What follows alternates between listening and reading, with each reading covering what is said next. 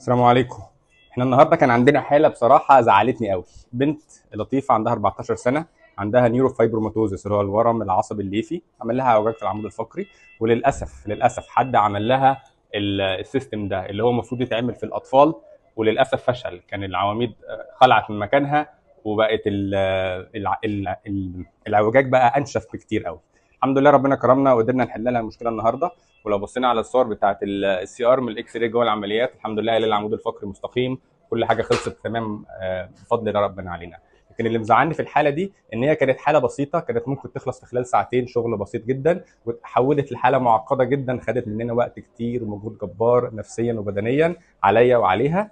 فارجوكوا تشوهات العمود الفقري دي من الحاجات المعقده اللي محتاجه فريق متخصص ليها، مش كل الجراحين ينفعوا يعملوها. لو حد عنده اي استفسار ابعتولي.